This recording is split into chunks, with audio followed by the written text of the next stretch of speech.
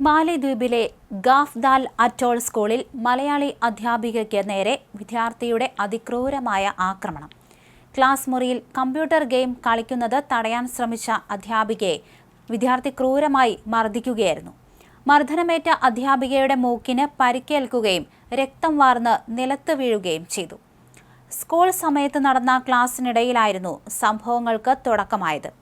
ഒരു വിദ്യാർത്ഥി പാഠഭാഗങ്ങളൊന്നും തന്നെ ശ്രദ്ധിക്കാതെ കമ്പ്യൂട്ടറിൽ ഗെയിം കളിക്കുന്നത് അധ്യാപികയുടെ ശ്രദ്ധയിൽപ്പെടുകയായിരുന്നു.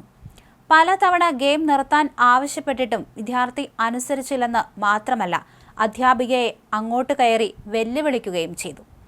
വിദ്യാർത്ഥിയുടെ അച്ചടക്ക ലംഘനം തെളിവായി കാണിക്കുന്നതിനായി അധ്യാപിക തന്റെ മൊബൈൽ ഫോണിൽ ദൃശ്യങ്ങൾ പകർത്താൻ ശ്രമിക്കുകയായിരുന്നു. ഇത് കണ്ടതോടെ പ്രകോപിതനായ വിദ്യാർത്ഥി അധ്യാപികയെ ശാരീരികമായി ആക്രമിക്കുകയായിരുന്നു. അത്യന്തം അക്രമാസക്തനായ വിദ്യാർത്ഥി അധ്യാപികയുടെ മുഖത്ത് പലതവണ ആഞ്ഞടിക്കുകയായിരുന്നു. ശക്തമായ ഇടിയേറ്റ് അധ്യാപികയുടെ മൂക്ക് തകർന്നു. രക്തം വൻതോതിൽ ഒഴുകുകയും ചെയ്തു. അധ്യാപിക പ്രതിരോധിക്കാൻ ശ്രമിക്കുന്നതിനിടെ വിദ്യാർത്ഥി അവരുടെ തലയുടെ പിൻഭാഗത്തും ക്രൂരമായി മർദ്ദിക്കുകയും ചെയ്തു.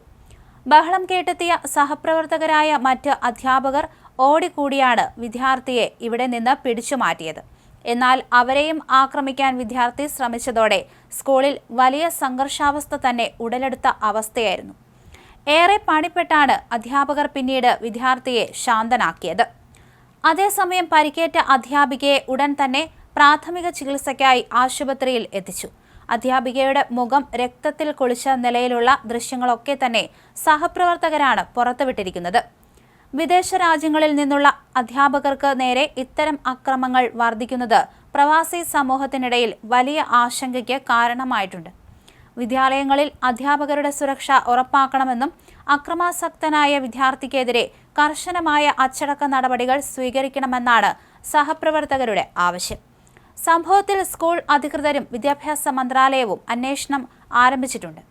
അതേസമയം അഞ്ചരക്കണ്ടി ഡെന്റൽ കോളേജ് വിദ്യാർത്ഥി നിതിൻ രാജിന്റെ മരണത്തിൽ നടക്കുന്ന വെളിപ്പെടുത്തലുകളുമായി സഹപാഠികൾ രംഗത്ത് വന്നു.